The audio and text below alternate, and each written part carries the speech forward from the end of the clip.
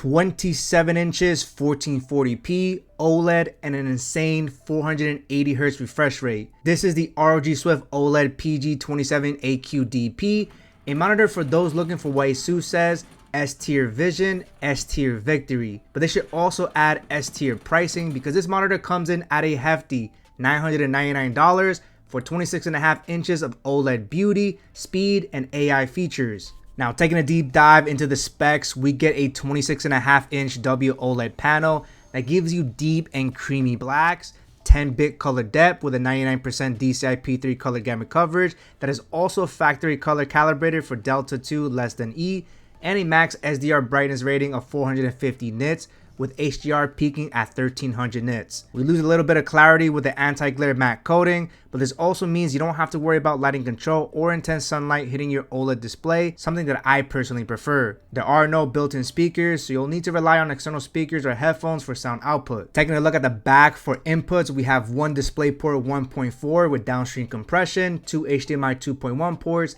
a 3.5mm headphone jack, and a USB 3.2 upstream port with two USB-A ports. For this price, I think they should have added Type-C support or at least DisplayPort 2.1 UHBR20 for future proofing. Testing out the gaming performance, we're going to be using the IC build with a Ryzen 9 7950X3D and 4090, and let's not forget the black build with a 9800X3D and 4080 Super. This monitor is certified for both AMD FreeSync Premium and NVIDIA G-Sync compatible, so it works perfectly with my 4090 and 4080 Super for smooth, tear-free gaming. And when it comes to utilizing the full 480Hz refresh rate, there's not a lot of games that can handle 480 frames per second in 1440p, at least for the current generation of GPUs. A lot of the games that I like to play aren't even close to that. So unless you play esports titles like Valorant or other games like Rocket League, getting to 480 FPS on AAA gaming titles might take a generation or two. I played Rocket League for the first time just so I can test out the responsiveness of this display. Using a 9800X3D and 4080 Super, I was getting between 500 to 620 FPS, and I was very impressed with the frame time delivery of as low as 1 millisecond, which is insane. This is a monitor that can definitely give you an edge in competitive gaming if you're able to reach 480 frames per second. Now, on a game like Modern Warfare 3, dropping graphics to the bare minimum, setting DLSS to ultra performance, the best that I got was an average of 341 FPS on a 7950X3D and 4090. I still think the responsiveness was great and smooth, so hopefully next gen GPUs can take Call of Duty to 480 FPS to really maximize the speed of this monitor. Now, you don't have to always have a need for speed. Playing single player games at max settings looks amazing, whether it's in SDR or HDR. This WOLED is just fire.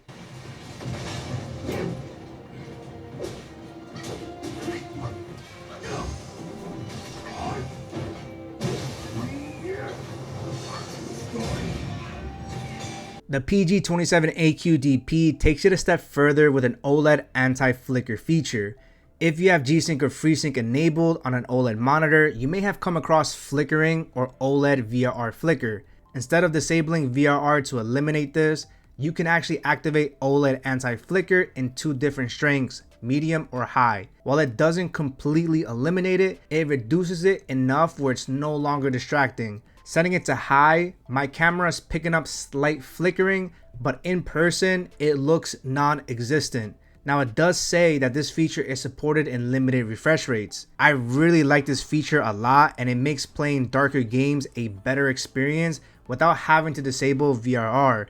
The only downside is the initial switch between turning it on and off, which can cause a huge delay and could also cause your game to crash. Now, for my console gamers, the PS5 will be able to support VRR up to 120 Hz for smooth, tear-free gaming thanks to HDMI 2.1. While you'll miss out on 4 times the hertz, there's nothing wrong with enjoying some PS5 exclusive gaming. For sound output, you'll need to use an aux cable if you want to use external speakers. PS5 gaming looks incredible in an OLED monitor. Now, there's a lot of tweaks, customizations, and AI features. In SDR, we have game visual presets that you can also further customize, like brightness, contrast, and gamma. Pretty standard stuff, but in HDR, this monitor has adjustable HDR to further enhance your experience. This is a great feature since not a lot of monitors allow you to adjust HDR. There's 4 different HDR modes: Gaming, cinema, or console will give you a peak of 1300 nits, and True Black 400 drops the peak HDR brightness for a different HDR experience. Now let's jump into the AI features of this monitor, which is the first menu choice whenever you open up the menu settings. There's AI crosshair with 3 different reticle styles, and instead of choosing a static color,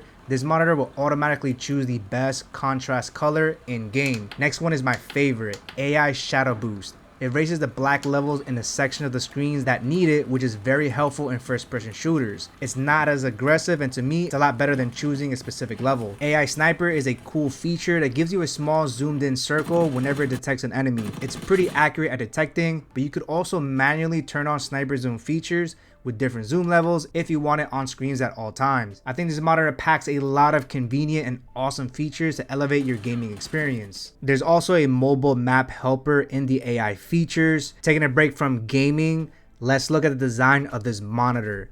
ASUS went with a completely new design that I am absolutely loving. It has a translucent aesthetics, which brings me back to the retro translucent consoles from back in the day. We also have the ROG logo with RGB lighting that can be controlled in the settings. The stand is premium with heavy metal and has additional red lighting and ROG projection that can be disabled in the menu settings if you don't like it. This monitor definitely has a gamer's look, and while some might prefer a simpler and cleaner design, I think it looks fire. The stand features height, swivel, tilt, and pivot, which is great, and they also have a 1/4-inch thread for mounting things like lights or cameras. The base looks nice, but I think most would prefer a space-saving base instead. For a cleaner setup though, I prefer to mount my monitors on a monitor arm. Now, like most ROG monitors, you'll need a separate VESA mount adapter that is included in the box. I'm not a fan of having to use an adapter, so I hope ASUS looks into integrating VESA mounting in the actual monitor. On the front of the screen, we have very slim bezels all around with a little hump on the bottom that houses the menu buttons and ROG logo. Now, this monitor can get really bright.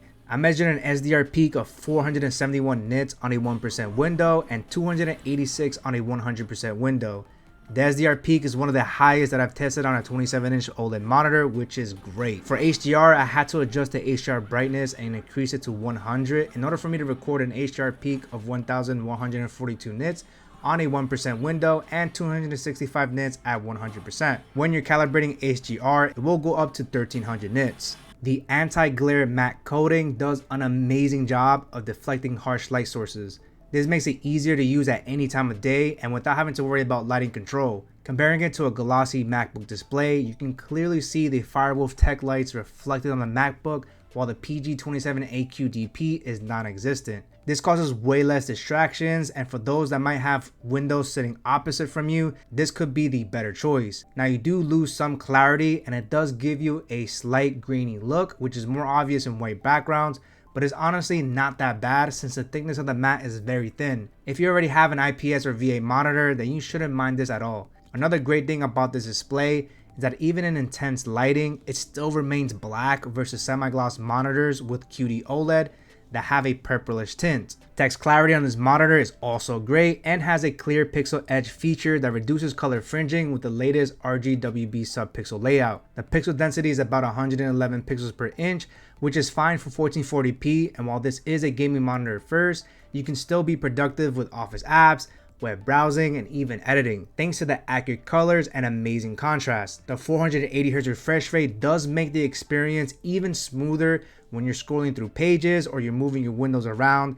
It's definitely an awesome experience. For those that worry about OLED burn-in, ASUS backs this WOLED panel with a 3-year burn-in warranty. There's also ASUS OLED Care Plus with many burn-in prevention features to extend the life of your display. OLED tech is strong, so I wouldn't worry too much about it, and it's nice knowing that this monitor will perform pixel cleaning on its own when it's off on your behalf. The on-screen menu has your familiar ROG theme, which is very easy to navigate and comes with a lot of customizations. Where ASUS excels is its software integration with Display Widget Center, which allows you to control most of the settings on your PC. The UI is beautiful and very useful, like assigning keyboard hotkeys for on-the-fly switches. I like to keep AI shadow boost on a hotkey, which saves so much time and effort. You'll also be able to manage your OLED care features and even pull up your color calibration report, which is awesome. So is the ASUS ROG Swift OLED PG27AQDP worth getting for your gaming desk setup? I mean, this monitor is very expensive at $999,